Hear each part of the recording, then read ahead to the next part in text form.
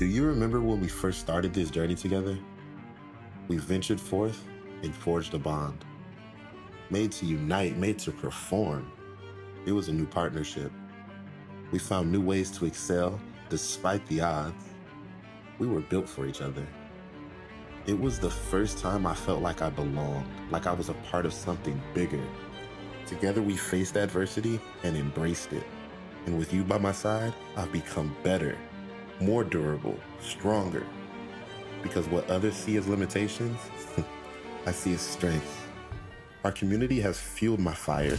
Together we've rewritten the narrative, unlocking doors to a world of possibility. I'm proud of the journey we've taken, to be a part of something truly groundbreaking. I see a world where limitations are shattered and possibilities unlocked. Performax, empowering athletes and redefining limits for 25 years. Good afternoon, everyone.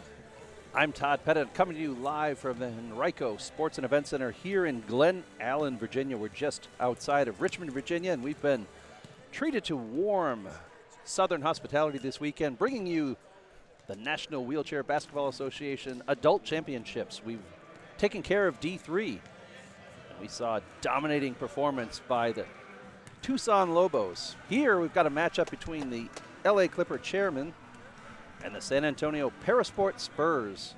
This will decide who is the champion of D2. To my right is Maxwell Cates, and to his right, Dr. Kort Schneider. Max, you saw the Clippers yesterday in action in the semifinals. They earned the right to be here. What did you see, and what are you expecting today?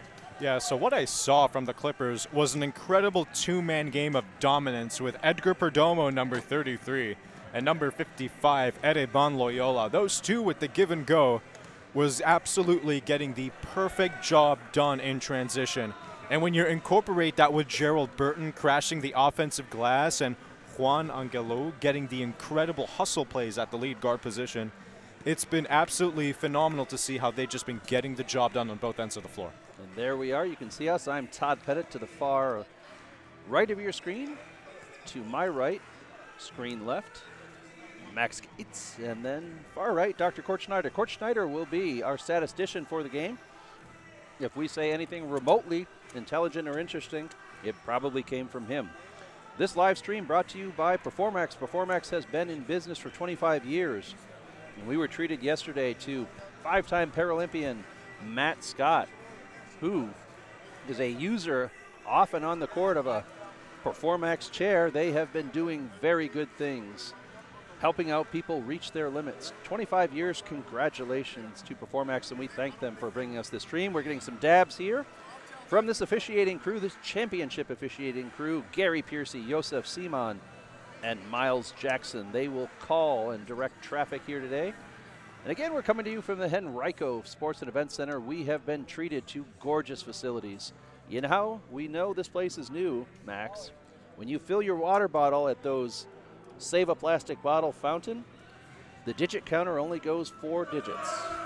So this place has still got the shine on it. The parquet floors look gorgeous. And we are ready for some exciting basketball. First, we'll announce both sides, and kind of Dr. Schneider and I talked about this in the D1 or D3 championship at the 10 o'clock hour. Maybe a lot of these athletes, first time being announced, right? This is kind of a big deal. We're going to have thundersticks behind us, loud and proud from the fans. We're going to have each team announce. There's national anthem. This is the real deal, and we're on a major court here. We've probably got, I'm looking around maybe 50 to 100, and we expect that to increase. Might even have some political dignitaries attending this. I won't give that away, but perhaps. So this is a big deal here in Glen Allen, Virginia. And let's, while we hear the athletes being announced, we'll announce them ourselves. Starting for the LA Clippers chairman will be Juan Angulo. Number 1, Alvin Malave. Number 10, number 23, Gerald Burton. And as my co-host said, Edgar Perdomo, number 33, look for him. Ereban Loyola will round out the starting, and he will be factoring heavily. On the Spurs side of the ball, we starters Israel Schultz, number 1, Brent Norris, number 3, Savoy Brown, 11, Juan Soto, 13, and Ian Pearson. Will take a break for the national anthem.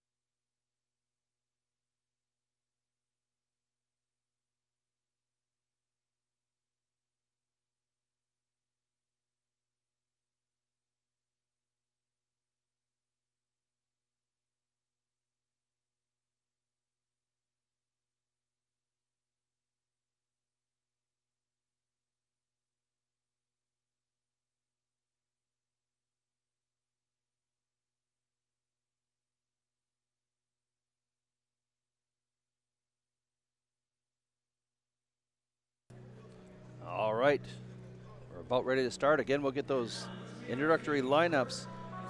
Max, it's Championship Sunday. We've got only 2 games remain. How can these athletes stay within themselves, stay within their game? How do they overcome the nerves of the big game? Well, most importantly, you got to remember how you got here in the first place. You played your game, you practiced all these hours for this specific moment here. You shouldn't be nervous during this period. You should be ready to win the whole thing. These 2 teams are elite in their own division. They've gotten the job done, and they're in the finals for a reason. They know how to play basketball. But to get rid of these nerves, of course, you're going to have a little bit of nerves in the beginning. Everybody does. You do. I do. Everybody watching, you've all gone through your little bit of nerves here and there. But once the game goes on, you lock in and you're ready to go to find a way to get the win. Indeed. Let's talk about the path to the championship for each of these teams. The LA Clippers Chairmen won easily in the first round, 54-25 over the 16-seed Orlando Magic Wheels. Then the 20-point victory over the Suns, a 23-point victory over the LWSRA Hawks. So one of the things we notice right away there is that the Clippers have not really been tested. Right? They've won easily these games. Sometimes that can be a detriment. Sometimes it just means you're a juggernaut and you're going to roll away with the whole thing. On the other side of the board, the Spurs won by 29 in their opening round against Spokane. They won by 20 points in their second round against the Kansas City Kings, and then, catch this now, only an 8-point victory against the Chicago Hornets in the semis. So they were a little more tested. Does that come into play? It does come a little bit into play, knowing that you won by single digits in your most recent games, but these 2 teams are still the top 2 seeds in the entire division. So it's no surprise that they were their own offensive juggernauts in their own way. But right now, we're going to see what happens when an unstoppable force meets an immovable object, as these 2 teams will be a good test for each other. This is a Western Conference duel we're going to witness, and it's for none other than the championship. There's a lot of talent on both sides, but when times get tough and you do get tested, you're going to have to go to the wire here. You need to find your best players, give them the ball, and let them go to work and get the job done. And there you see the camera work from our booth, showing you the lineups of both and the handshakes. The community we've talked about all weekend from this wheelchair basketball feel. We're a big family. It's a community. Everybody knows everybody. Handshakes, yes, they're going to play and they're going to try to tear each other's heads off on the court. But as you're seeing here off the court, there's smiles, there's respect for each other. And as we get into launch this game, we would be remiss if we didn't mention our outstanding crew in the booth, making us both look and sound good. That's Parms Cartwright, Mike Steckel, Chris Shrews, Vera Gillespie, and Nikki DeSantis. We thank you again. The referees in this one, Gary Piercy, Joseph Seaman, Miles Jackson. That's enough for the introductions. Let's play ball. I wonder where the documentary people showed up for the Clippers head coach. I don't see him anywhere. That's true. Yesterday at the semifinal game, the Clippers, we watched as the Clipper head coach, that's Gerald Let me get my glasses on. Apologies, folks. My handwriting is terrible. That's Gerald Moreno. He's been with the Clippers for over 20 years as head coach, 40 years in wheelchair basketball itself. He was the subject of a documentary, or is the subject, and we saw a very elaborate camera setup following him around yesterday as the Clippers chairmen were able to prevail in the semifinals to earn their ticket to the championship game. So indeed, I don't see that here, and I'd be fascinated to see the camera crew. And maybe you and I even snuck in a picture in the background somewhere, who knows. But it's not about us. It's about what's on the floor, and our job is just to tell you what we see. At the center court is Ereban Loyola. We talked about him. He'll factor heavily into this game. For the Spurs, Savoy Brown, center court. Let's get this one underway. Spurs controlling the opening tip. They'll have the first offensive possession. Schultz with the ball. Dishes over to Pearson. Pearson with the point guard right side. Pearson looking, wheeling, dealing. Definitely gets around, has a wide open look. In it goes. That was too easy for Ian Pearson as he got around Gerald Burton. Yeah, nice move by Pearson. He just curls towards the right, just beats his defender, gets an easy layup to get it started. I don't think Burton expected him to do that. Just kind of let him go. We'll see how they change things up. And there's an offensive foul on the Clippers. Edgar Perdomo, his first, team first. And that's the only time I'll get the total count right. for the day, as the Spurs looking good early, scoring and getting the stop. I love your confidence as you see the nice drift and move, hand in the face, but it's a little too late. Very dangerous pass there by Pearson as he tried to lob it into a big postman and unavailable there. Ill-advised pass. Perdomo now controls. He dishes to Angulo. Angulo underneath dishes to someone whose number I can't see. Apologies. That's Ereban Loyola, the big man, able to get the ball and the bucket to tie it up at 2. We're early here, just a minute into the festivities. And let's see, is that a 10-second or we've got a tie-up here? So equipment tie-up, and the referee, Josef Seaman, getting the chairs untangled. They'll restart this one. 24 on the shot clock, so 6 seconds expire there. 8:56, 2-2 tie. It's early. We haven't seen both teams really show their game plan yet, but part of the game plan is Ian Pearson, speedster. Let's see the call here. We've got a hold. Is that going to be 2 on Perdomo early? Let's see what the call is. 2 on Perdomo, his second, team second. And that could change things. 2 fouls in a minute and 8 seconds. What do you do there, Max? Yeah, you got to be careful if you're Perdomo. 2 fouls and you've only played a little bit more than a minute in the first. That is extremely dangerous. The Spurs, they should target him and try and get him his third very quickly. Good base camera angle there from our crew in the booth as Pearson's shot is perfect. And it's a 4-2 lead. Pearson seems to be the playmaker. Nice move by Pearson. That's the second bucket in a row he's gotten from the same spot, and the Clippers have to find a way to force him off of his sweet spot. Juan Soto providing some backcourt pressure, making life difficult for the Chairmen. It's 4-2, they trail, and the referees are going to call an offensive foul here. And let's see, the call is on Burton. So Burton picks up his first, team third. And we're a minute 40 into this one, and the Clippers finding themselves with 3 fouls. Now that could be irrelevant if they kind of just change their game a little bit, maybe a little less aggressive. Sometimes you see those 3 early fouls and then not again until the third quarter perhaps. But certainly looms large as Pearson sets up. Whoa, from way downtown, Ian Pearson, all 7 for the Spurs. Yeah, Ian Pearson is literally just piercing the defense. He has all 7 points for the Spurs and has gotten the job done from downtown. Well, much like the athletes only get 5 fouls there, Ereban with 2, you only get 5 puns on Championship Sunday. We'll increase that count from 3 to 5. You're at 1, Max. Controlled back to Pearson. 7-4 on the answer from Loyola. And under the hoop, he's getting his own rebound. Very difficult angle. He's too far into the hoop, but with one hand. Third try, no good. Fourth try won't come as they juggle for the ball and attempt to fast break it out for Perdomo. Perdomo wisely holds it up, finds the open man. A nice dish to Burton, and Burton's on the board, and it's a 7-6 game and a nice little comeback for the Clippers. I think they were off their game in the first few possessions. I'm seeing them readjust, and a nice dish there to. That pass is why Perdomo is so valuable. He is the best playmaker on this Clippers team. Indeed, Pearson gets it to Schultz.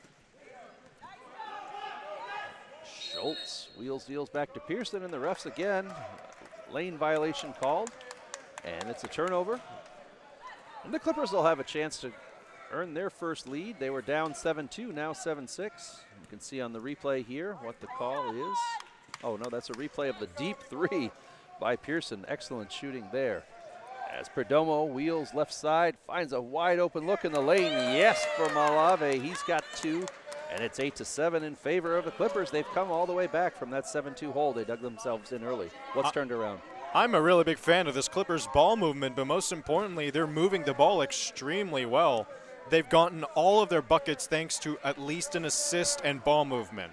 Indeed they have. Pearson a long 3, no good this time. And a dangerous pass there to Perdomo from Loyola. Right side Burton. Perdomo goes left, back to the top, thought about the 3, instead pulled away Malave over to Burton. Burton back to Malave. Takes the long 2, no good. And Loyola tried to tip it, but unfortunately he tipped it right into the waiting arms of Brown. Spurs will have it now. They trail by 1-8-7. We're still early here, 5:50 to go, and Pearson thinks about the three. His third attempt, this one's an air ball, and they've gotten successively worse. His first one perfect, his second one and third one not so much. And here we'll see the replay. Yeah, there you just see Perdomo dishing, and that's just a nice finger roll by Malave. He uses the left hand, a little bit of English for some touch. Leading by one, the Clippers. The number 1 seed in this one, facing the number 2 seed. So a little bit of chalk here in D2. Nice dish inside to Loyola. Loyola's good from the right side on the dish, and he's got 6. He leads all scorers. 10-7, the Clippers now on an 8-0 run. Yeah, Loyola Arabon is the tallest and lengthiest player on this Clippers team, but you should not underestimate his speed. He can get up and down the floor in a hurry. And when you pair that with his incredible positioning at the right time under the basket, the Clippers are going to be a tough team to stop. Indeed, it's tall. Pass too tall from Pearson. Schultz couldn't handle it. Here we see the excellent score from Malave again. Left side we have Perdomo. Perdomo wheeling, dealing to Angulo. Angulo tries to dish it in, does to Loyola. Loyola's got one on it. Boy, he couldn't get enough mustard on that one.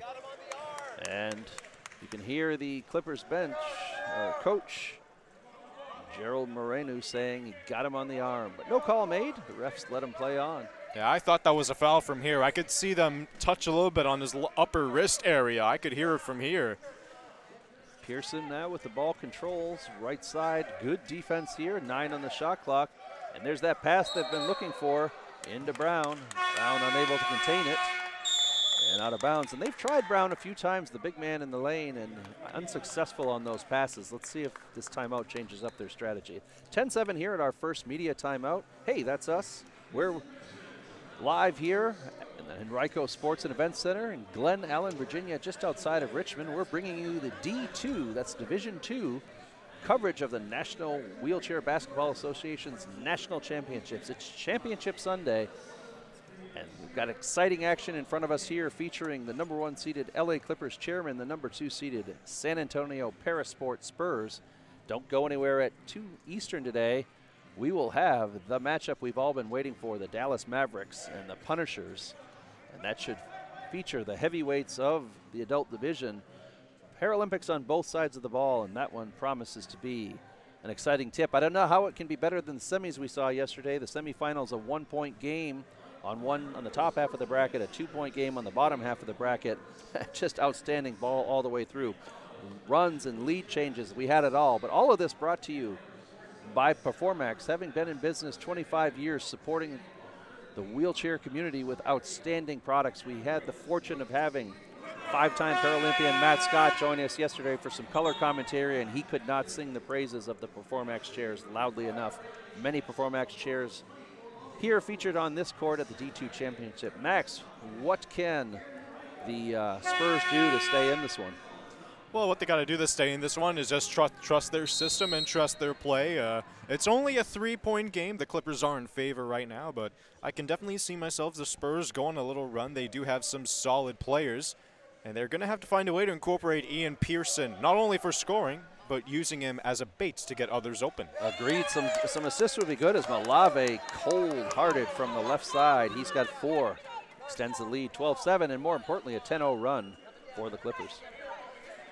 Clippers had an incredibly slow start. You saw Edgar Perdomo struggling with the 2 fouls early on and only a minute in. And Max, just as you called it, Ian Pearson with the dish in to Savoy Brown. He's got his first 2, and finally the big man in the post.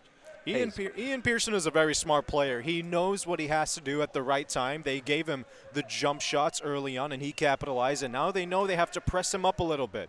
And that will force the defense to react to him so he can give this to somebody who does not have a lot of tension. And Gulo, maybe a dangerous pass into Loyola, and too dangerous as it was, picked off by the Spurs. They come back down the court, and they've halted the 10-0 run. Let's see if they can press their run. Pearson to Schultz. Brown at the free throw line. He's no good.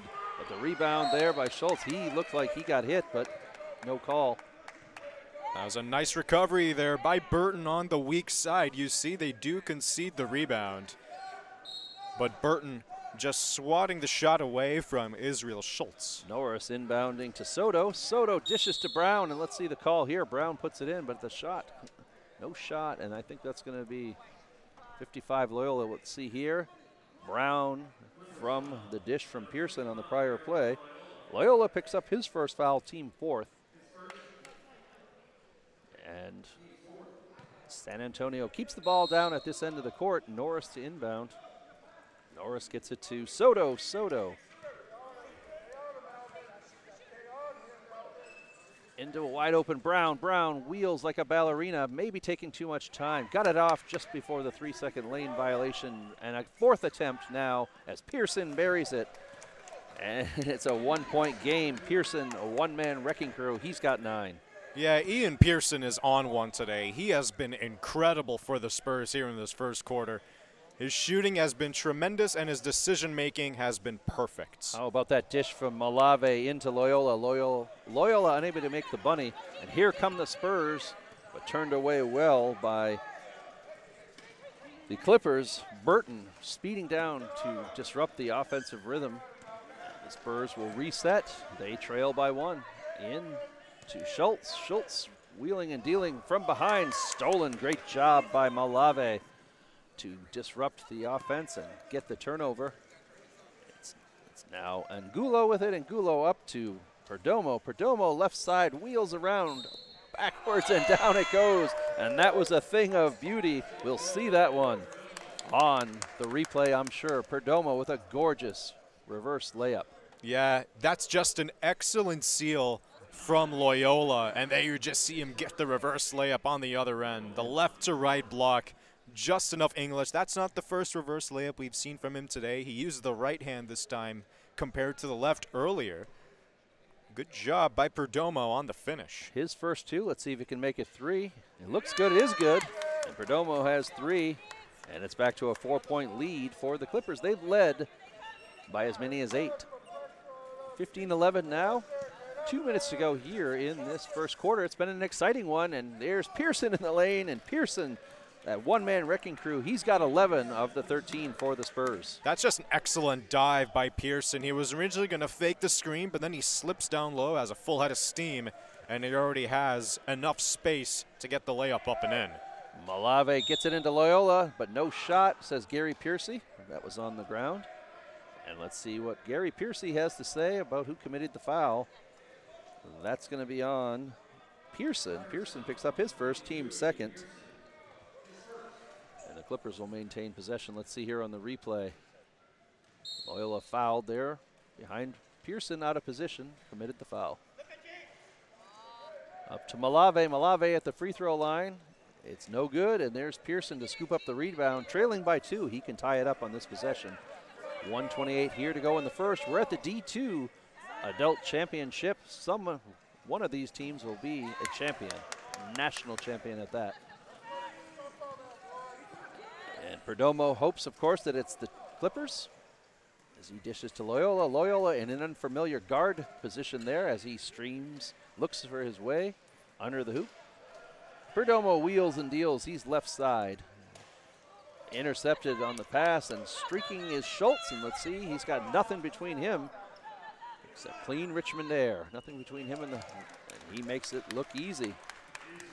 Did you see the pass? That was a phenomenal over-the-head pass. Let's get the beautiful assist. What a play by Juan Soto. It was a thing of beauty indeed. It's all knotted up. First quarter tied at 15-15. It was as much as an 8-point lead for the Clippers. Lane violation called against the Clippers, and it's the Spurs with a little bit of momentum now. That was a little miscommunication. See the pass here, behind the back. It was a bit of a look, but definitely behind the back. He knew that Schultz was fast break he did. Up and in, the layup goes. A thing of beauty all around. It looked incredibly flashy. Got the job done. Well, there's no style points, but it does count for 2. That's an important 2 as it ties the game, and after 9 minutes and 45 seconds, we've solved nothing here as both of these heavyweights, the 1 seed and the 2 seed, battle it out for the national championship. I'm seeing more and more thunder sticks around the arena. I think it's going to get loud and proud as we inch our way to the showcase event, the marquee event, the 2 o'clock matchup in Division 1, the Mavericks versus the Punishers. Punishers get my vote for the best mascot name. The referee's heavily monitoring this one. Let's see the call. Oh, timeout. Apologies to the referee crew. They've called 6 total fouls. 9 seconds to go in this one. And the Clippers will ensure they have the last look. And they want that last look to be a good one. Only 2 timeouts here. That's why I was a bit surprised they took one. With the media timeouts coming, first dead ball every 5 minutes here. And again, we see the thing of beauty, the pass from Soto finding a wide open and streaking Schultz. Israel Schultz gets his first 2. Ties it up, and that's where we remain at 15. This has been a great game so far. You just see Ian Pearson for the Spurs getting the job done on the offense, whether it's swinging the rock or going the distance with one of his threes made. He has been a tremendous player in this first quarter. Perdomo, a long 3. Yes, it was indeed Perdomo. Clutch at the end, and he gives the Clippers a 3-point lead heading into this first quarter, and that got the place alight. You could hear the fans cheer on Perdomo as he drained a 3 in the waning seconds of this first quarter. And a reminder, this is live stream brought to you by Performax. They have been in business 25 years, designing the very best wheelchairs in the world. Sportable also bringing this event to you here at the Henrico Sports and Event Center. Max, how can the chairman hope to contain Ian Pearson? Well, what they have to do is make him uncomfortable. They have to deny him off the ball. He cannot have the ball to make any plays, and he just needs to, they just need to find a way to shut him down. He has been tremendous for the Spurs in this quarter. He currently leads the all scores with 11. He has 11 out of the team's 15. They need to shut him down fast. And if they are able to shut Pearson down, what should the Spurs do to respond? How do they get others in the game? Well, what they need to do is they need to find a way to move off the ball and get others open. If they're going to focus on Pearson, even if they double him, it's the other team's job, or it's the other people's job to get open and create something for themselves. But moving a screen or putting a pin down, that always helps in getting others open. If you can get yourself open, try and get somebody else open. And you can hear Ozzy Osbourne's Crazy Train in the background. You hear those kinds of songs on Championship Sunday, and that's exactly where we are here at the Henrico Sports and Event Center.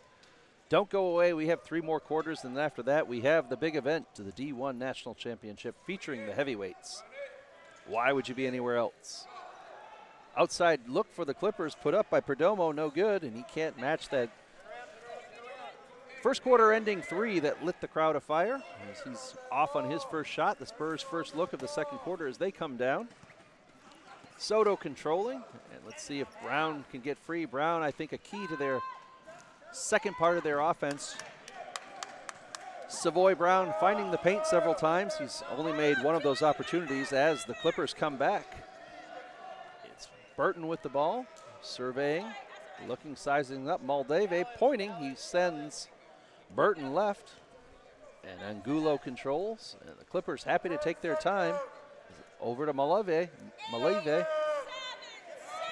apologies, and he's got 5 on the shot clock. Someone's got to take this. That someone's name is Perdomo, no good.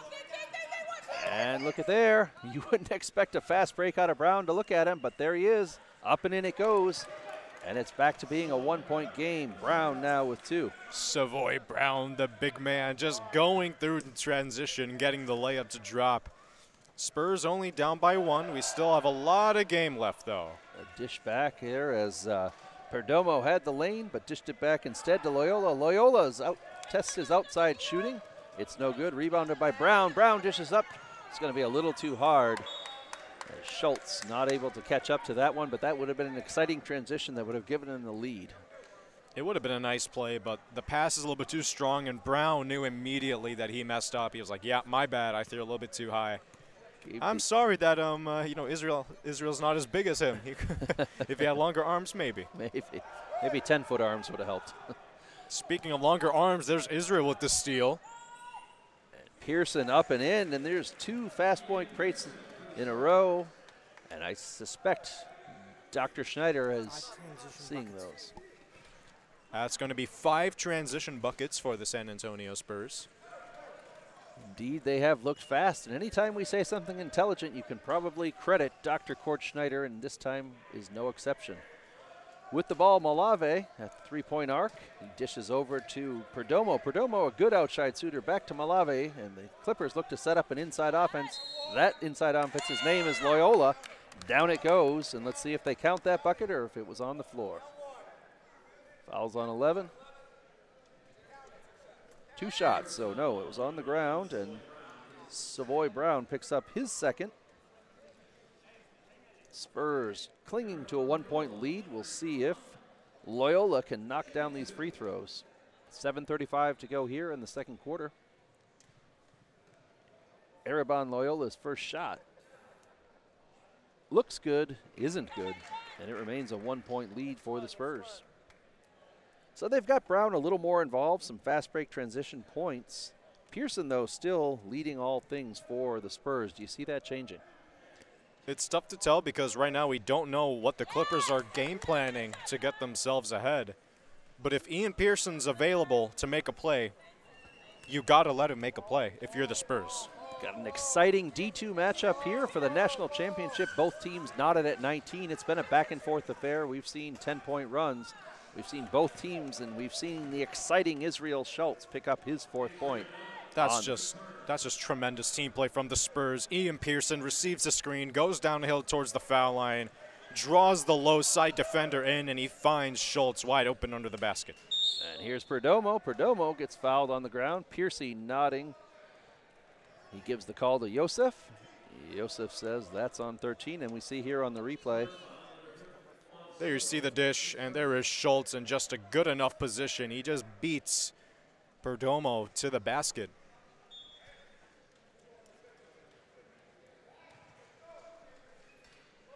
There's Perdomo. He looks good, and he's good. 8 points for Perdomo. He leads all Chairmen. 21-21, all knotted up. Oops. This has been a seesaw back-and-forth battle thus far. Exciting action here. D2, national championship on the line, a big crystal basketball trophy on a base of black onyx, and the Spurs can see it in the background as they shoot, and they hope to hold that after this one's over. Brown can't get it up as he was surrounded by a sea of Clippers, and the fight continues for it, and the big men jaw, and it takes the referee, Miles Jackson, to separate the pair.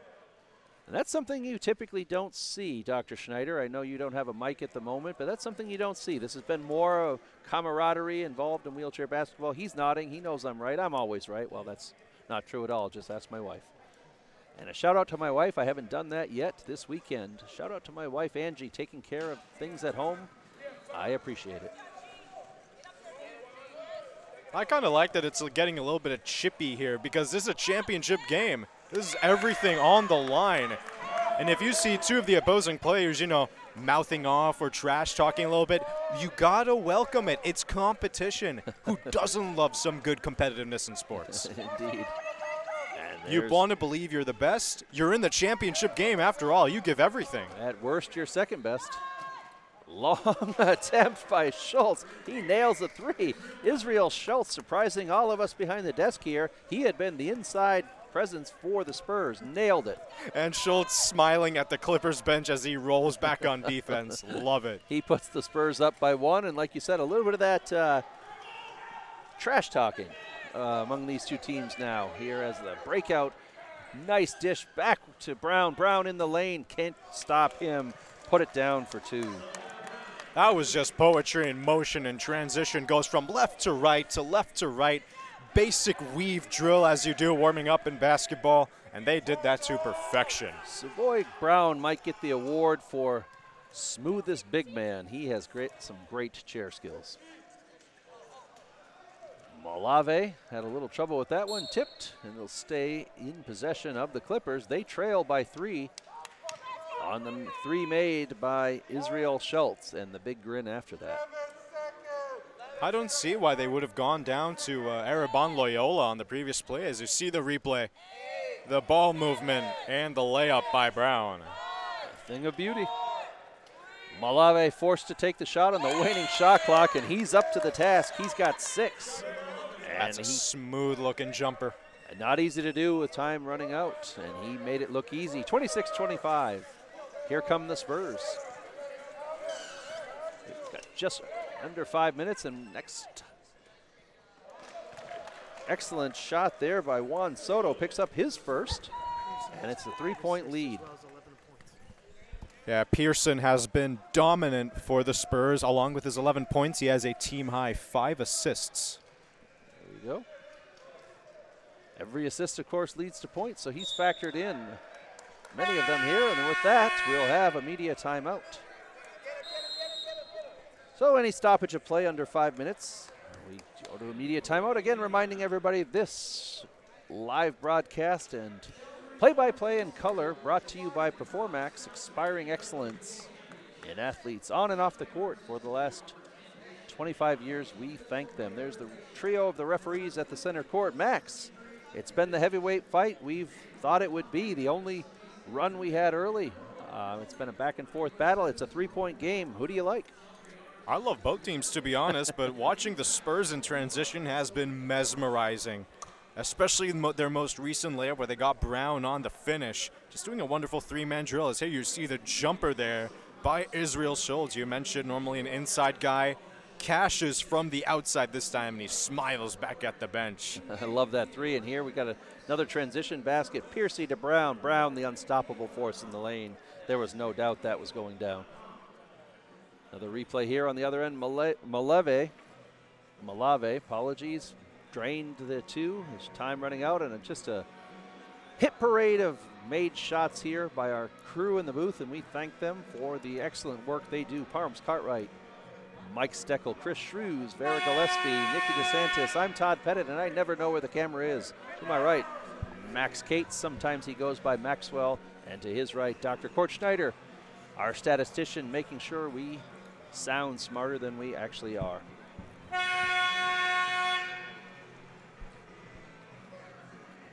Looks like the same starting 5 out for the Spurs. And on the other end of the court, yep, the starters. I don't think we've seen many substitutions yet. Both team featuring reasonable sized rosters. I see a lot of warm-up jerseys on the Clippers bench.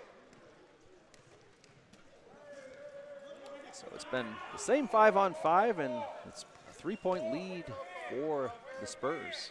Long look for Pearson. He's not up to the task. Rebounded well by Loyola, and he gets it out to Angulo. Angulo, dangerous pass back to Malave. Malave left side, surveys the court, thinks about the long 2. Takes the long 2, and you can see Angulo just dwarfed by Savoy Brown trying to get that rebound.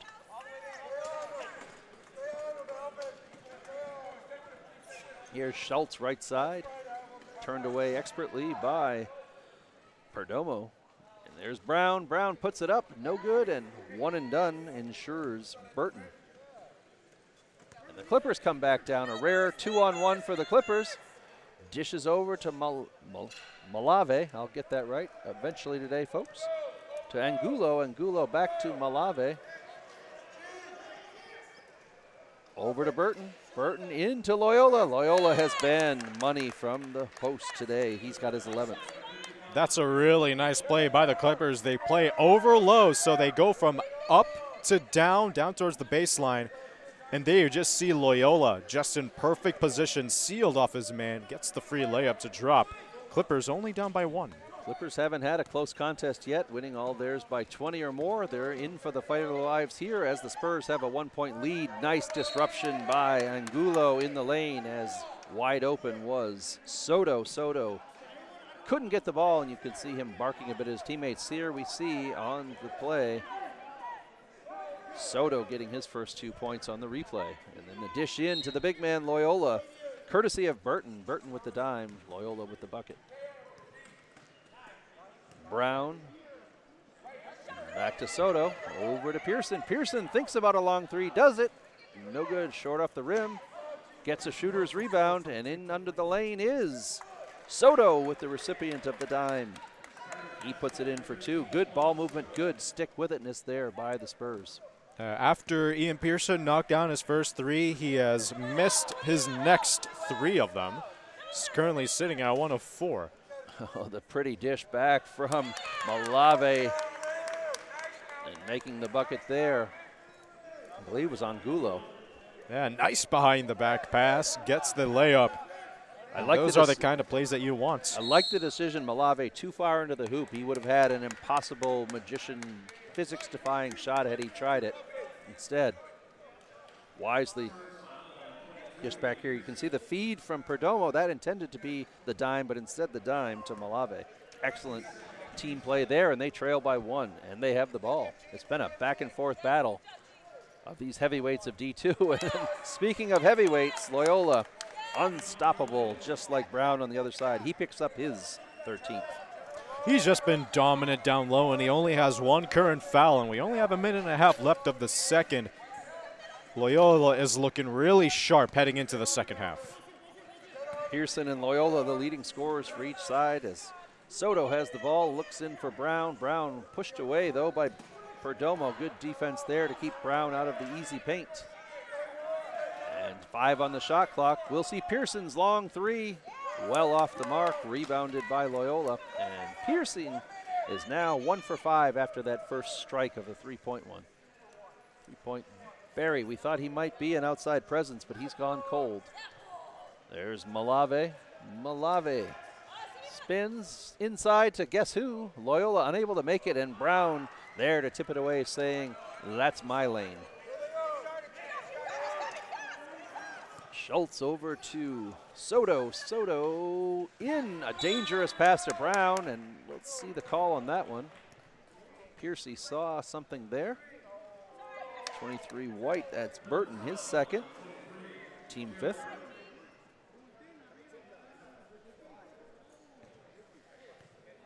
You can see here on the replay, in the lane, yeah, there's the foul by Burton.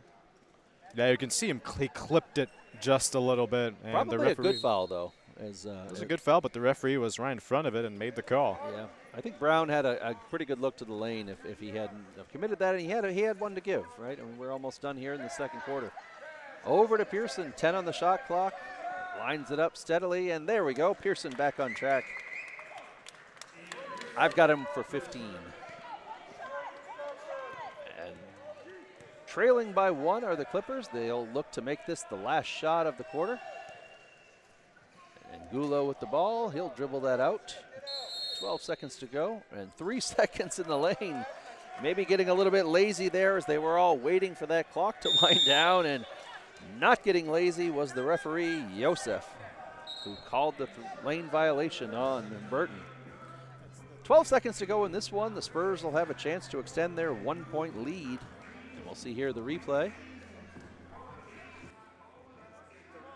A nice dish. Malave. Excellent pass from Schultz into Soto. And a barrage of scoring. That one of my favorites, the behind the back, no look pass from Malave to Angulo.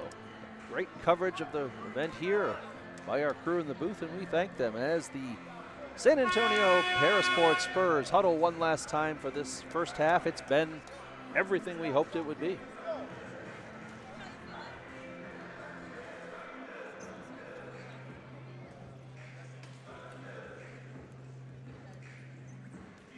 Gerard Moreno, legendary coach for the Chairmen,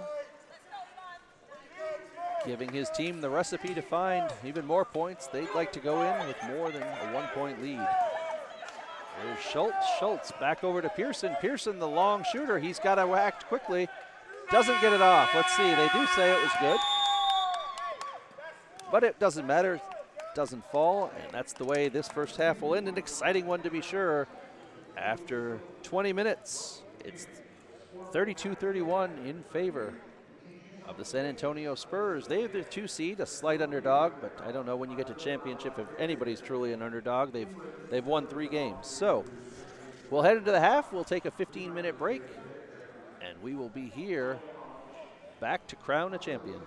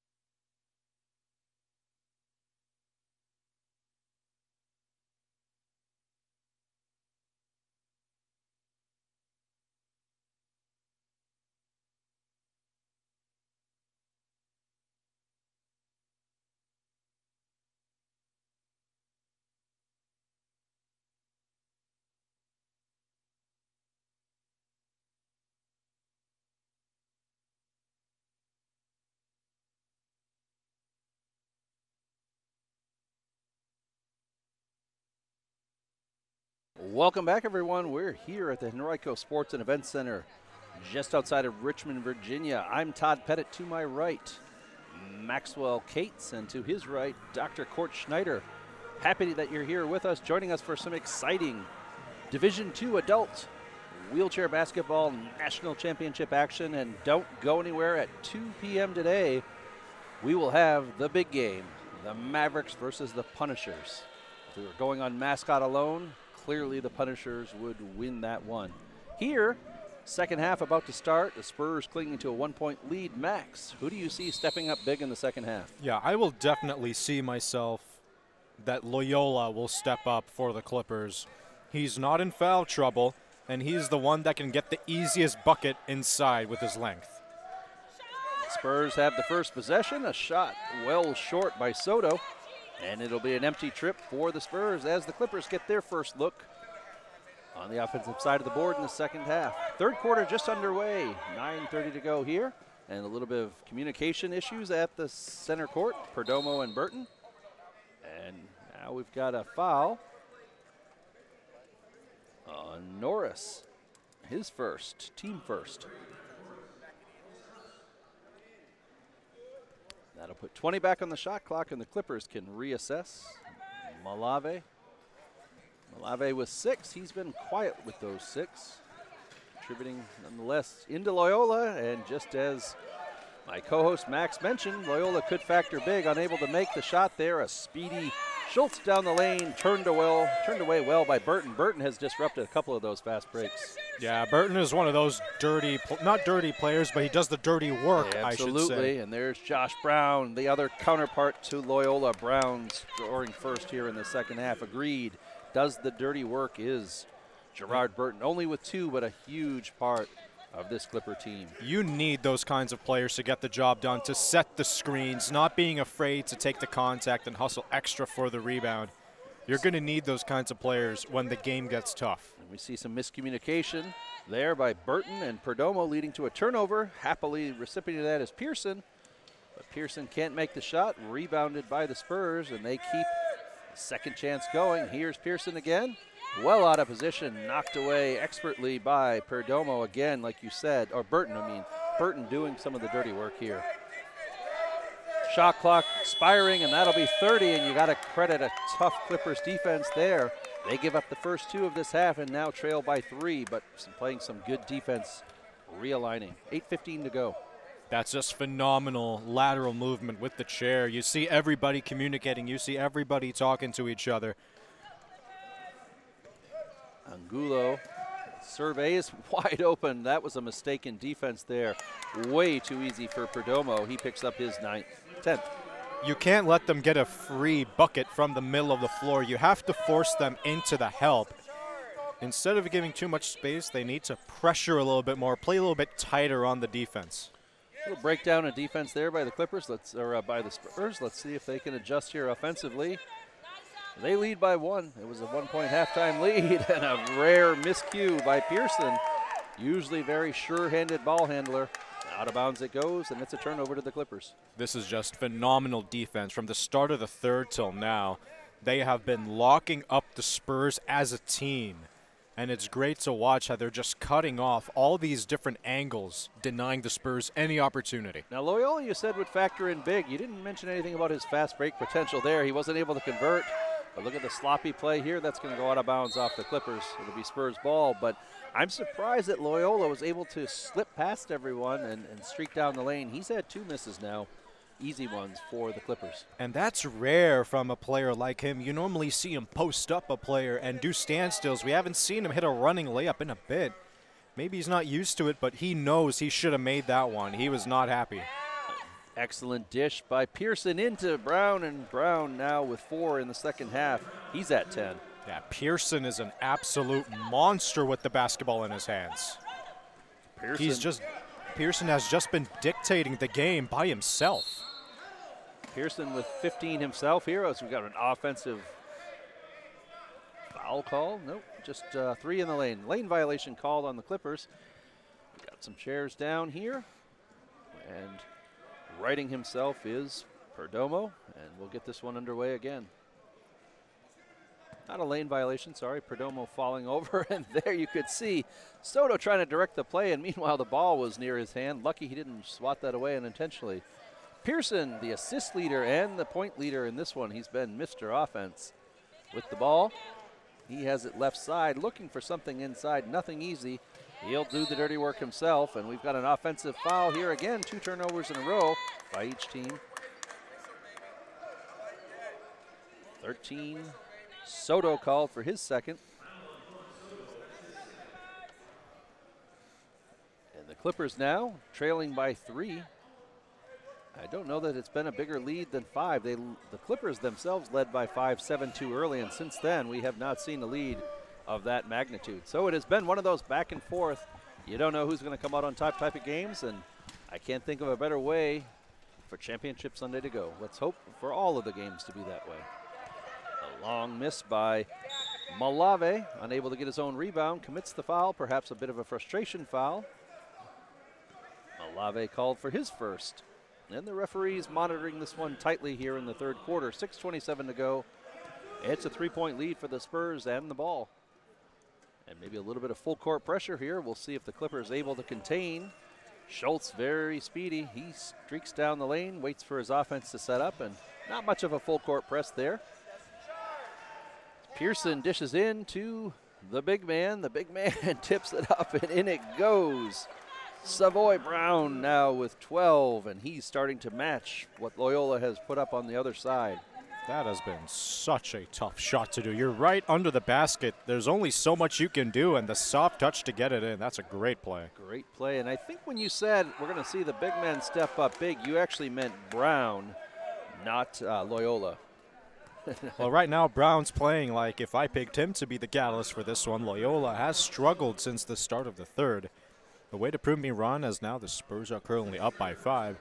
Loyola is a player that just loves to compete, and he knows he wants the best for himself and the team. He'll definitely bounce back. I can see myself that happening. Oh, there's no doubt Loyola will factor in heavily, but as broadcasters this weekend, we've been nothing but wrong. As soon as we make a commentary about a player, they go and do the opposite.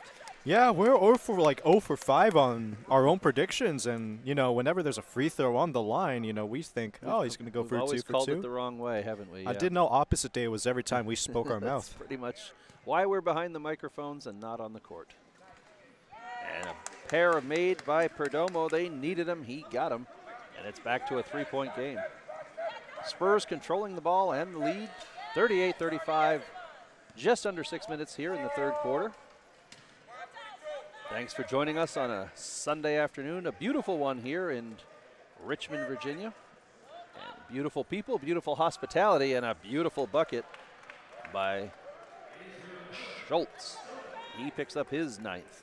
A phenomenal pass there by Juan Soto, finding the gutter down low, and the Spurs have been on a really good run here on the third quarter. Yeah, a little bit of danger of the Clippers need to run with the Spurs here. They trail by 5. This is the largest that they've trailed all day as Pearson picks up his second. And that'll be 2 shots for Perdomo. Let's see, he's 3 for 3 from the line, and there I've just cursed him. Fingers crossed. The Spurs will take a timeout at 5:22. Again, not a lot of timeouts. We have media timeouts, which has shortened the timeouts that the coaches are able to take. You can see the Sportable banner there at the far part of the court. Sportable, part of the sponsor team that are making this event happen. They are big in the disability sports world here in Richmond. And we thank them for being here. We also thank Performax for sponsoring this live play-by-play in color. Performax has been in business for 25 years, and quite frankly, they build the best chairs in the business, and that according to 5-time Paralympian, 3-time medalist Matt Scott. And he has won gold, and bronze in his Performax chair. Yeah, absolutely phenomenal guy as well. Had the opportunity to speak with him, and I have tremendous respect for him given everything he's been through and everything he has accomplished, even since going out of high school. He joined the U.S. national team straight out of high school, which is beyond impressive and unprecedented when you look into what it takes to represent the U.S. on an international level. First shot there, Perdomo avoids the broadcaster's curse, and you hear a little bit of the Norwegian European precedented. The Z is the C. We say in America precedented, but precedented is acceptable in your part of the world. We'll assume that. Let's assume that. No, it in fact is. I'm a linguist, a hobbyist linguist, and a general pain in the neck. So Any info with phonetics on your end as well? No. I know my name is often mispronounced. I have the curse of being Todd Pettit, a French name which means small, a name which entirely belies my physical stature. I'm often called Todd Petite. All right, back to action here. Pearson with a 4-point lead, and refs again active in this one. Loyola called for that one, and we're going to blame the tight monitoring of this one here. You see the second free throw just gets the shooter's touch from Perdomo. He's 5 for 5 from the line, and I'm going to blame Court Schneider for this one. He's the broadcaster's broadcaster's curse, because he said that he liked to see that the officials were letting him play in the first half. And so we'll blame Dr. Schneider for the fouls that have been called thus far. There's Pearson with a long attempt, and he's been cold on those long attempts ever since he found pay dirt with his first one. It remains a 4-point Spurs lead. Can the Clippers claw their way back into this one? Let's find out. Nice move into the lane. Up and down it goes. Perdomo has been the story of the second half for these Clippers.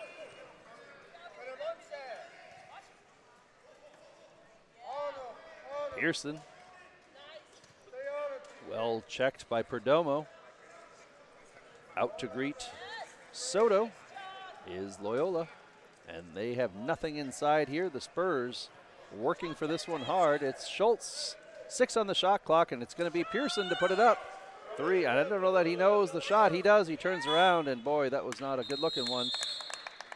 And shot clock violation. Didn't matter. That one was going out of bounds.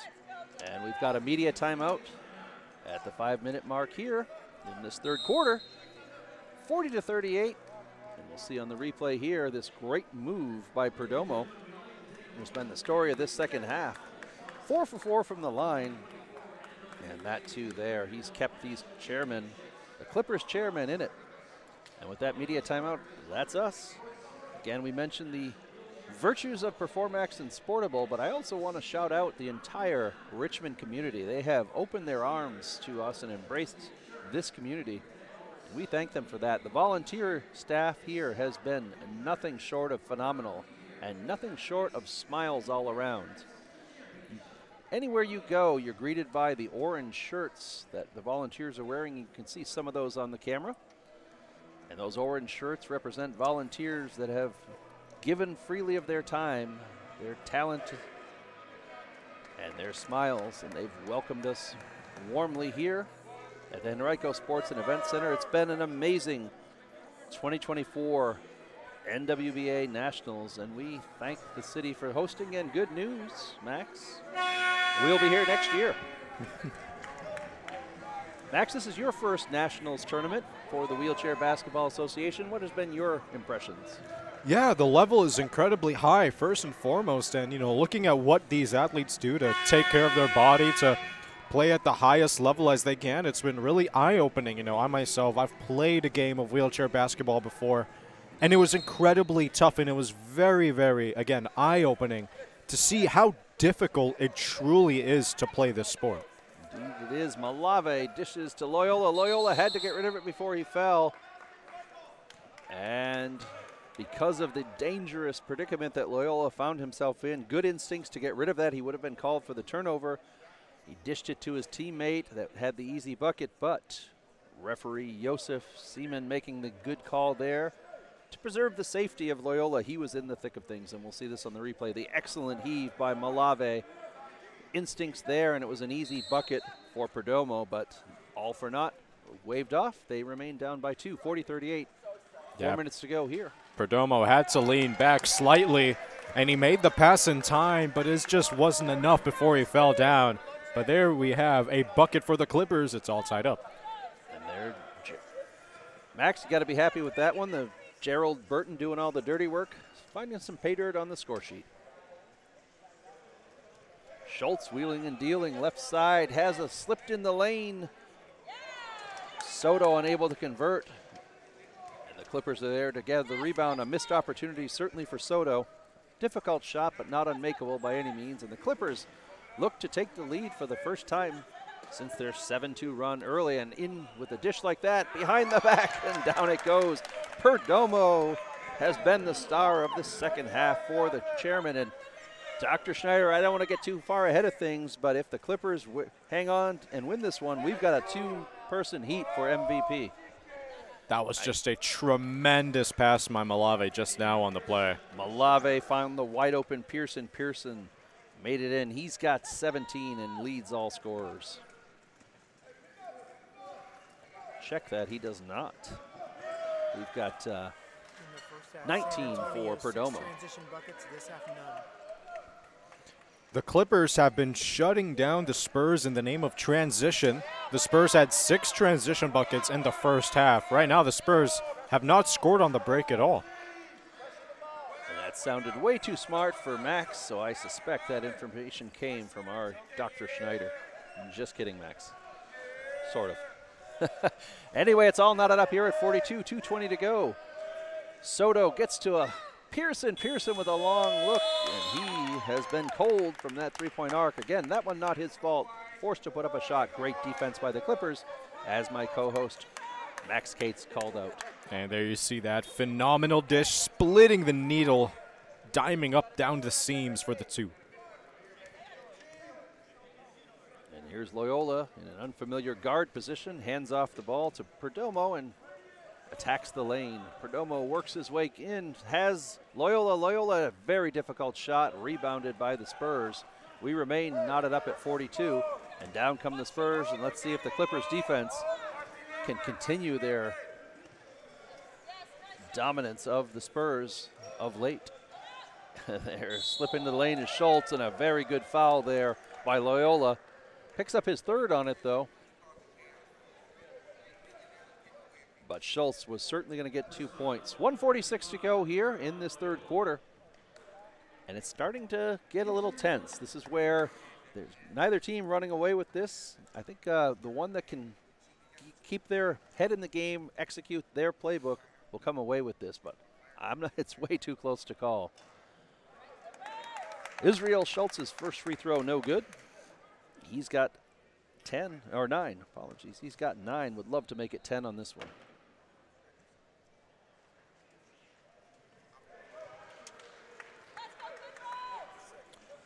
And notice on Schultz's free throws and on Perdomo's free throws on the other side, the crowd's been really quiet. In the D3 game, we saw a lot more fan interference, kind of more like that pro-level action. When the opposing team is on the free throw line, you do everything you can as that sixth-man fan to disrupt things. And Angulo picks up his fourth on a nifty play left side. Here come the Spurs, and Pearson looks up at the clock to see the situation. There's still a few possessions left in this third quarter. Pearson, dangerous, thought about it, rethought, over to Brown it goes, and Pearson gets it back. Into Soto. Soto's pass swatted away by Loyola, the big arms of Loyola. He breaks down the court looking for some trailers. And here's Perdomo left wide open and alone, and down it goes. And I don't know, Dr. Schneider, Perdomo, if they hold on to win, is getting my vote thus far. He has come up big in the second half.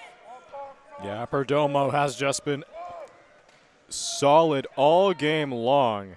That would have been the equalizer from Pearson, unable to make it, and one of the last possessions here will go to the Clippers. They lead by 3. They've led by as many as 5, and they'll take a break there as an athlete on the ground. And that's an official's timeout, safety concerns, as Alvin Malave rights himself. Oh, apologies, that's Juan Angulo.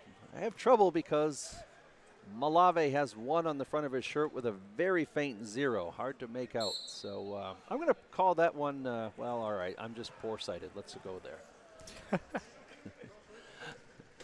Angulo heaves the pass. Oh, it was about to be intercepted. I don't think the Clippers expected that. Such a weird play. That went pinballed off of Schultz into the arms of Burton, into the arms of Malave, and no one seemed to want that one. Called for the foul, though, is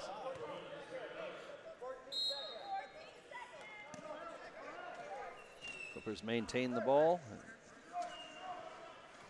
11 on the shot and game clock as Malave buries it. He's got 8.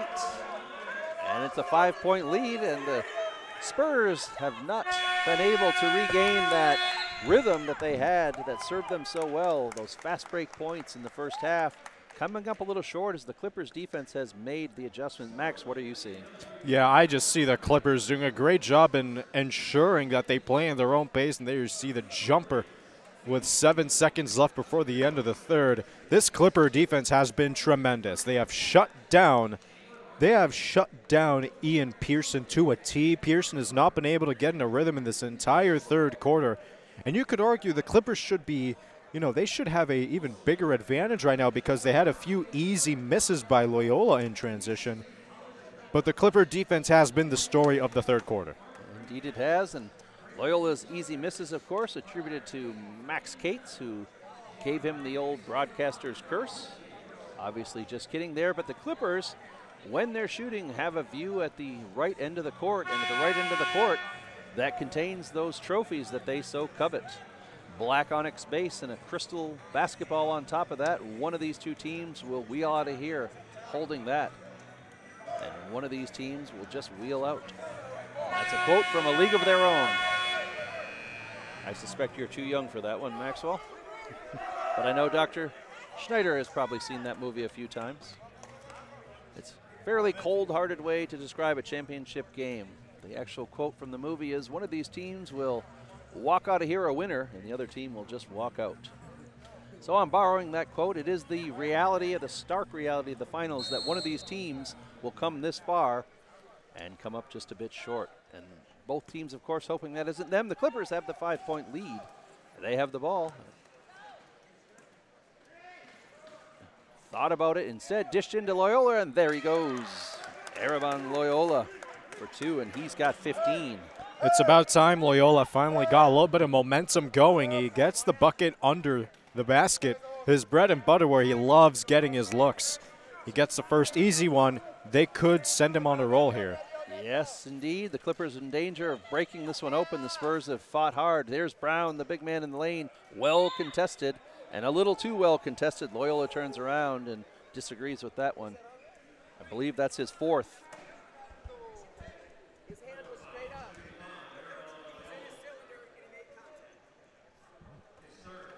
Third.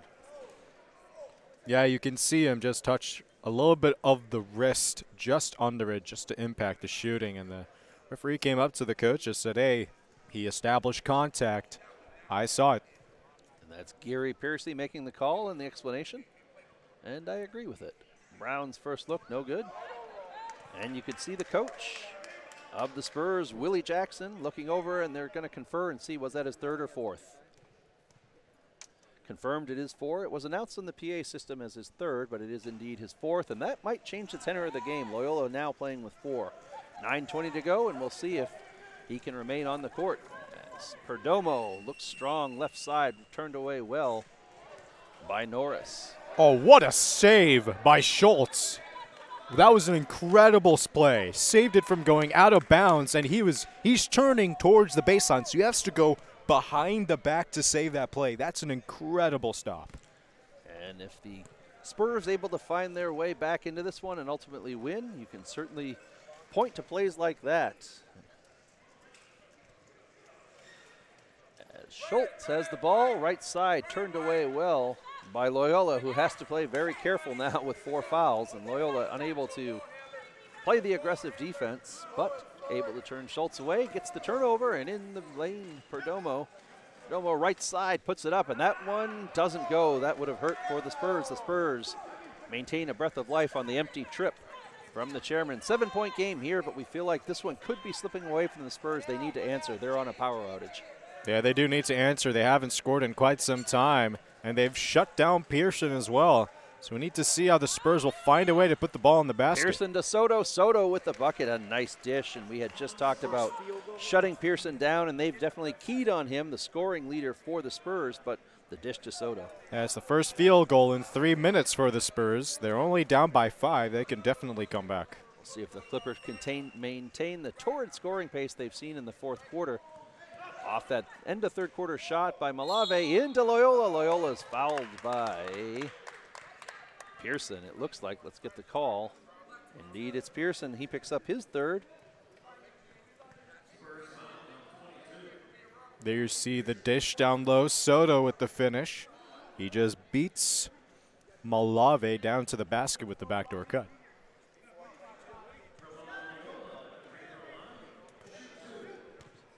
Four on Pearson. Indeed, four on Pearson. So we've got each side in a little trouble from their leading players. As Loyola's first free throw good, he's now 2 for 3 from the line, hoping to be 3 for 4. That's his 16th point of the day. It's back to a 6-point lead. 51-45, just under 8 here to go at the Henrico Sports and Event Center. Loyola's second shot, no good. Easily rebounded by Soto. And some full court pressure here. The Spurs break it easily. Pearson is handled by Angulo. And let's see what we got at the call. That's going to be on Angulo. That'll be his second, or first, apologies, his first. And certainly lots of whistles here in the second half, and those again courtesy of Dr. Kort Schneider, who appreciated the lightly monitored first half. It's certainly changed a bit in the second half. There's Pearson, left side. Pearson puts up the shot, looks good, is good. And Pearson doing everything he can to keep his Spurs in it. They trail by 4, 7:30 to go. Hold on to your hats, folks. We've got a great finish. Yeah, the Spurs needed that one desperately, but more than anybody, it's Pearson who needed it more. He's been cold these last few possessions. Malave deadly from the outside, answers Pearson's shot, and it's back to a 6-point lead. The big players stepping up at the critical moments. He's got 10. And this is what you have to do when you're number one. Now, this is going to be a huge possession to determine the factor of the game. And will the three go? No, well short, rebounded. Oh, lucky there, as Loyola couldn't handle it, but his teammate Malave could. Malave doing some of that dirty work too. We talked about those players that don't always hit the stat sheet, like Burton, doing a lot of the dirty work, and that has also been Malave, but he's got 10. Yeah, and Burton got caught camping too long in the paint, Here and he was sandwiched between two. Excellent shot here. Malave thinks about it, challenged late by Soto, and he's able to bury it on the replay.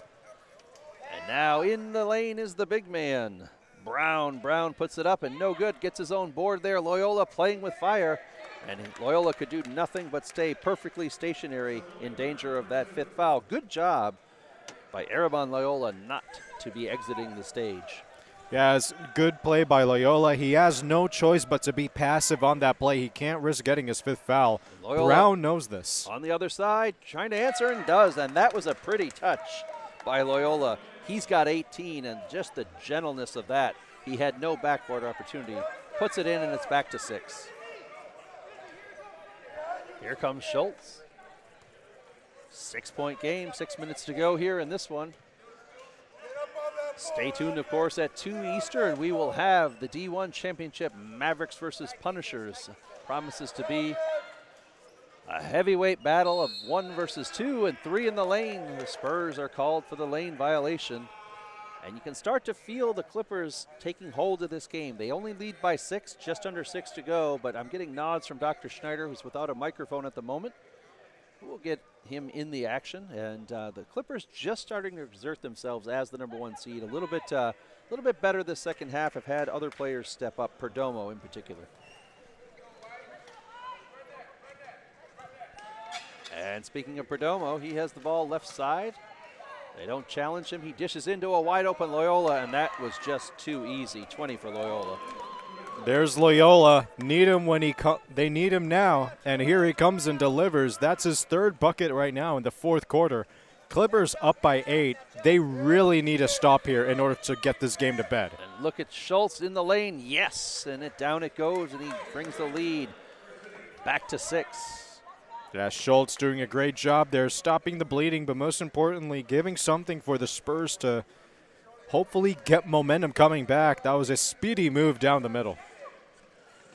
Perdomo dishes back to Angulo, over to Loyola, and around it goes, and Burton sizes that one up, no good, long rebound. There's Soto, though, to get it. There were 3 Clippers around him if he missed that one.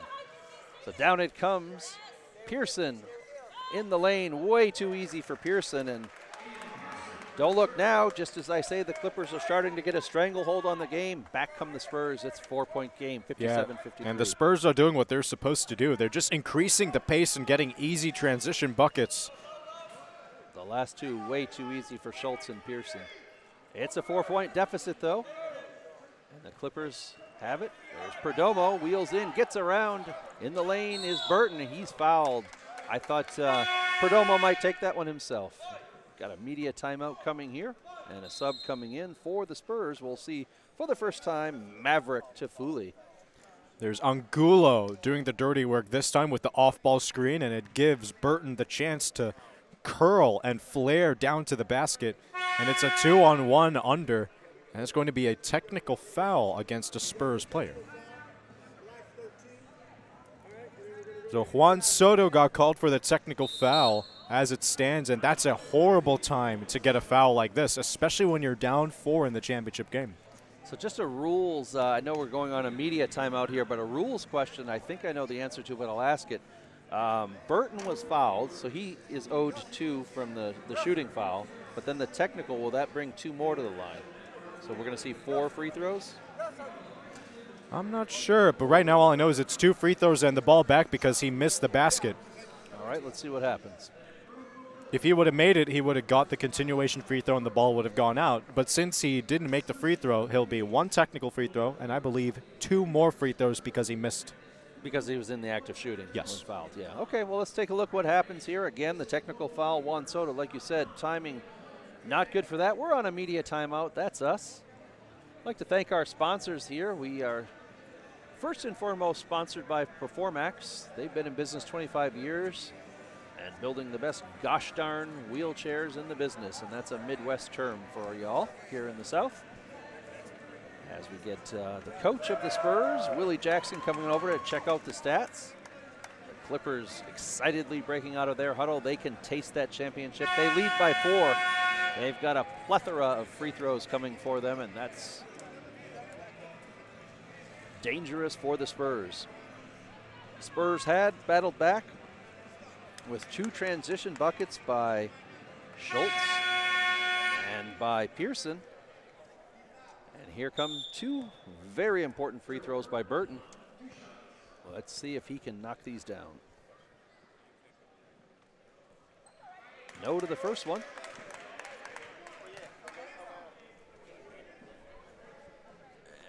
Long rebound there. The hustling Gary Piercy tracked that ball down. Burton's second free throw looks good, is not good. And I think we're going to see 2 more. Now they can choose anyone they want, I think, or is that Burton going to stay on? Let's find out here. Nope. Okay, so no shots, just a technical, so possession. 2 on the ball. Burton's free throws. You don't get 4 free throws, apparently. Hey, I'm learning something every day. It's a 4-point lead as Burton unable to convert those 2 free throws, but the ball stays with the Clippers. Inbounding will be Angulo. Let's see, wait, what we got? Oh. Malave. Malave wheels, looks around. The Clippers happy to slow the pace down. 4:15 to go here. They only lead by 4 in the lane. Burton can't atone for the missed free throws, and out comes a speedy Schultz. Luckily, bounced off the back of Angulo. Probably not lucky for him. He's not saying that, but his hustle disrupted that play. Schultz had a wide open 2 points. Yeah, Angulo is a really speedy player. He's not going to wow you on the score sheet, but he does his role perfectly as a playmaker and a help side defender. Absolutely, and the dangerous Pearson lines up a 3. Short, and he's been cold on those 3-pointers as it's rebounded by Perdomo. Perdomo challenged by the speedy Brown. Brown doesn't look fast, but is fast, and they're in danger of 10. Just got it across.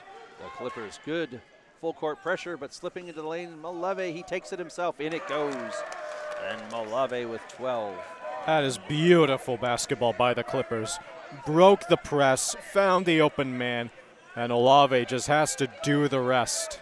Olave's shot looked good, was good, needed it, and needed it on the other side here. We don't call Brent Norris. That's actually his first 2 of the game, and it came at an important time. They trail by 4 now. And here come the Spurs, an answer with a bucket on their own. cutting the Clipper lead down to 4. This has been a great battle of the Titans of the D2 league here, the D2 tournament. Oh, and a tough, and Gulo almost gave that one up. Pearson was there. He's got 4 though, so he was flirting with danger, as they say. 4-point lead, long 2.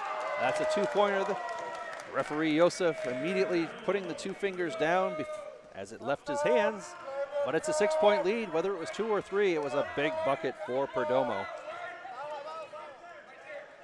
Right side now, Pearson. Pearson dishes into a wide open Soto. The pass over, I'm going to credit that one to Soto. Soto looked at the lane before he looked at the ball and had visions of a right-sided layup. And here we'll see the long 2-point attempt. Good call by Yosef.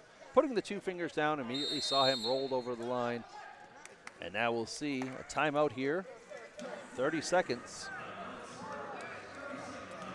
So it's a 6-point lead. 61-55. It's been every bit of the heavyweight contest we thought it might be. Max, can the Spurs find a way back in this one? If they do, what's going to be that recipe? Well, it's very tough to see the recipe because it's been a struggle for Ian Pearson here in the second half. And if he's not been effective, who else will be? They found Brown on a few post-up actions, but other than those 2, it's been tough to see who has been getting the ball and scoring. They've only ran through those 2 most of the game, so they're going to have to find a way to incorporate them to get this lead back. But it's very tough when going against the likes of Erebon Loyola and Edgar Perdomo, who has been dominating today. Both of these athletes, stars from each side. One of the stars, Loyola, and then Pearson playing with 4 fouls. That factor is big. Both teams also have a tri-scoring attack. Schultz with 12 or so, and Pearson with 21, and Brown with 14. On the other side of the ball, Malave with 12, Perdomo with a whole bunch. It's over 20, and Loyola with 18 or 20 as well. So some 20s, some 10s, but it's been really 3 on each side of these heavyweights that have dealt the blows, and Clippers just coming out of the positive end of that. They lead by 6, and they're shooting free throws.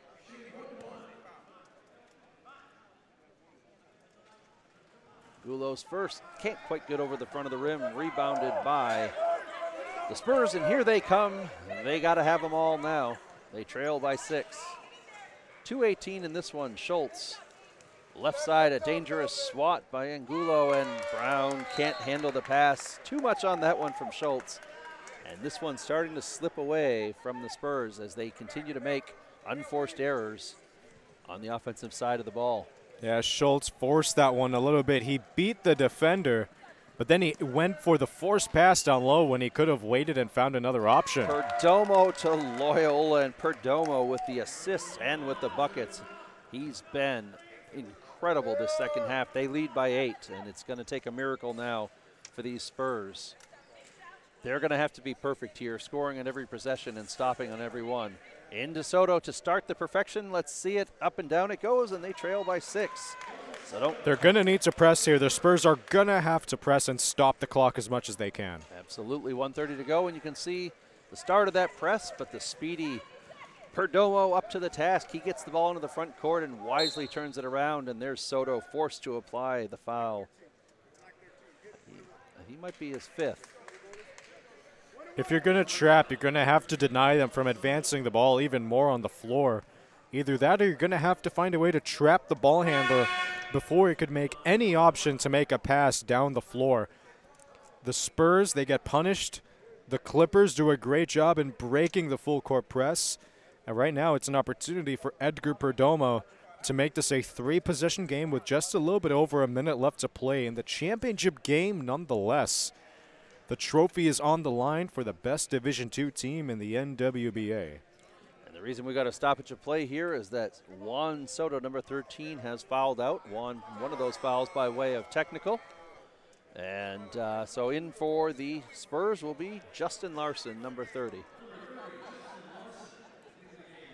And he gets a fist bump from Juan Angulo. Again, that camaraderie here in wheelchair basketball. The Clippers with a commanding lead, and the first makes the front half of the 1-1. Would you have expected anything different from the star of the second half, Perdomo? Perdomo has just been incredible, not only in this game, but all tournament. Certainly a factor for the all-tournament MVP. He's got my vote for the finals MVP. And here's Pearson, puts up the long three, and the only success he's seen on that one is the very first one he took in the first quarter. But he had to put that one up. They trail by 7 with only 1:10 to go. 16? 1 for 11 is Pearson from behind the arc. And sometimes that first taste of success that comes a little too easy, perhaps, encourages bad behavior. And Loyola picks up the foul. And this one is becoming academic. As we're probably just going to see a extended version of cat and mouse. The Clippers are going to do their free throws, make or miss. The Spurs are going to have to play fast, get an easy bucket, because time is running out for the Spurs, and the Clippers' job, all they have to do is just make these free throws, and then everything will be all right, and the championship is theirs. Loyola's first one no good, short. Loyola not used to shooting from the outside, or at least this game has not shot a lot from the outside. He's the big man in the post. He's been doing a lot of the hard work, and you can see the sweat on his brow as he's got 22, all difficult ones. And with that, he's 3 for 6 from the charity stripe, and it's an 8-point lead. The Spurs in desperation mode here. Let's see if Pearson puts up a 3. Out to challenge him is Malave, and good job here of defending by the Clippers. Quick shot put up by Norris, no good, and down it goes for the icing on the cake. Here's Perdomo. He wisely turns it back to preserve smart play. the clock. That's an incredible play. And Norris just gets the hand on Angulo. Instead of going up and giving the Spurs the ball, he resorts to playing it back to his teammate who's open. Not only does that burn even more clock, it gives the Clippers another chance to organize what to do on defense while increasing their lead. So while the finish of this one will not be match the excitement of the first 3 quarters, indeed we've had a good one here. It has been a back and forth action the whole way, really until this final 4 or 5 minutes. The lead has been under 5 the entire game for both sides. They've played within a tight window, both teams. We were asking ourselves who was going to find the window, who was going to break first. And it was the Clippers who found a way to stop the fast-streaking San Antonio Spurs as both free throws for Angulo go astray. But breaking that fast streak, limiting those points, those transition points, the Clippers defense came to play, and so did Edgar Perdomo. And there we go. There's a 3 from Pearson, too little too late. 5-point lead, and they'll continue to fight hard here as they get the ball to Perdomo. Perdomo plays keep away and is fouled after 4 seconds. And he'll be shooting 2. As Justin Larson just coming in off the bench. Justin Larson, my vote for the best beard and best hair, commits that foul. And Dr. Schneider wholeheartedly and emphatically agrees. Max Cates, too young to appreciate the value of a silver mane. I'll appreciate it once I get there. There you go. The first one by Perdomo, and there's a sliver of life in these Spurs. The free throws not being made by the Clippers, and that one out too. So it's a 5-point lead. Don't call it a funeral yet. Brown up to Schultz. Schultz the long 2, no good, and that will probably do it. And just fouled is Loyola. Just about to get rid of the ball, but fouled from behind, and that is also Larson. Yes, Larson picks up his second quickly, but for all the right reasons. It's still a 5-point game. Had the Spurs converted on that one, they would have a pulse of life. But I think there's too little time now. Clippers certainly allowed them to think about getting back in it, missing nearly every one of these free throws from the intentional fouls. All it's done is help stop the clock, but they desperately need to at least make one. Loyola's second shot, it's good, and he remains his 50% shooting. 1 of 2 on all 4 trips to the lane for him. 4 for 8 on the day.